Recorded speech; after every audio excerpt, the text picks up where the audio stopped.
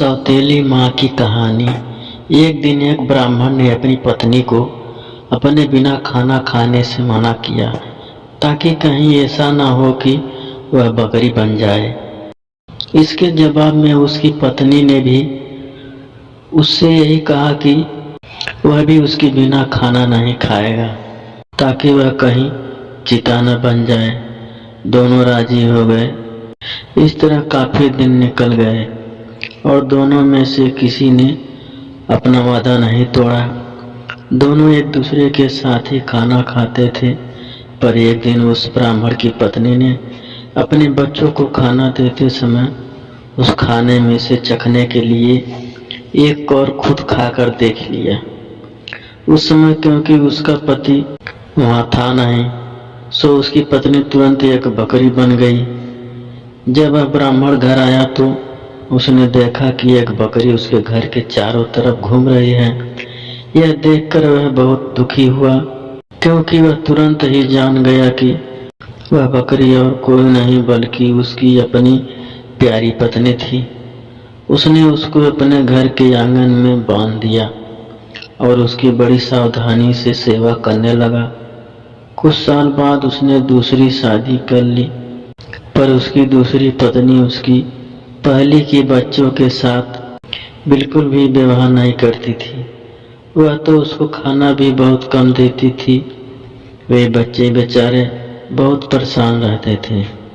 उसकी बकरी माँ उसकी शिकायतों को सुनती रहती, पर वह बेचारी कुछ भी नहीं कर सकती थी। उन बच्चों की माँ ने यह भी देखा कि उसके बच्चे दुबले होते जा रहे हैं। इसीलिए एक दिन उसने अपने बच्चों में से एक बच्चे को अपने पास बुलाया और उससे दूसरों को भी यह बात चुपचाप बताने के लिए कहा कि जब भी उसको भूख लगे तो वे एक डंडी से उसके सींगों पर मारे। ऐसा करने से उसके सींगों में से कुछ खाना निकल जाएगा जिसे वे खा सकते थे। बच्चों ने ऐसा ही किया। अब जब भी उसको भूख लगती तो वे अपनी बकरी माँ के सींगों में डंडा मारते। इससे उसमें से कुछ खाना निकल जाता और वे उसको खाकर अपना पेट भर लेते। इससे धीरे धीरे उसकी तंदुरुस्ती अच्छी होने लगी। पर यह तो सौतेली माँ की उम्मीदों के खिलाफ हो रहा था। उसके सौतेले बच्चे तो बजाय दुबले होने के और ज्यादा तंदुरुस्त होते जा रहे थे, जबकि वह खुद उसको बहुत कम खाना देती थी। वह उसको इतना तंदुरुस्त देखकर बहुत ही ताज्जुब में पड़ गई कि यह सब कैसे हो रहा था। कुछ समय बाद उस ब्राह्मण की दूसरी पत्नी ने एक याक की बेटी को जन्म दिया। वह अपनी उस कानी बेटी को बहुत प्यार करती थी और उसकी किसी भी जरूरतमंद को तुरंत ही पूरा करने को तैयार रहती थी, जिसको वह समझती थी कि वह उसको चाहिए। कुछ दिनों बाद जब वह लड़की काफी बड़ी हो गई, चलने फिरने लगी, बोलने लगी, अच्छी तरह से बात करने लगी, तो उसकी माँ उसको दूसरे बच्चों के साथ बाहर खेलने के लिए भेजने लगी। उसने उसको यह भी कहा कि वह अपने बड़े भाइयों पर निगाह रखें कि वे कब और कैसे खाते पीते हैं। लड़की ने कहा ठीक है। वह लड़की उसके साथ सारे दिन रही और उसने वह सब कुछ देखा जो उसके साथ हुआ। यह सुनकर कि बकरी उसके सौतेले बच्चों को खाना दे रही थी, वह दूसरी पत्नी बहुत गुस्सा हुई। उसने तय कर लिया कि वह उस बकरी को जल्द से जल्द मरवा देगी। एक दिन उसने बहाना बनाया कि वह बहुत बीमार है और अपने इलाज के लिए एक हकीम को बुलाया। उसने उस हकीम को रिश्वत दी और कहा कि वह उसके लिए दवा के तौर पर बकरी का मांस खाने के लिए बताए। उस हकीम ने ऐसा ही किया।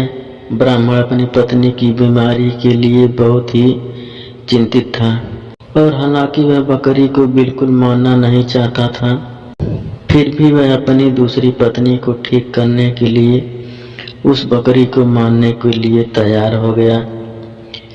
पर यह सुनकर उसकी पहली पत्नी के छोटे छोटे बच्चे बहुत रोए। वे बहुत दुखी होकर अपनी बकरी माँ के पास गए और उसको जाकर सब बात बताई। उसकी माँ ने कहा, मेरे प्यारे बच्चों, रो नहीं। जो जिंदगी मैं जी रही हूँ, ऐसी जिंदगी से मर जाना अच्छा है। रो नहीं, मुझे तुम्हारे खाने को लेकर कोई दुख नहीं है, क्योंकि अगर तुम मेरा कहा करोगे तो खाना तुमको उसके बाद भी मिलता रहेगा।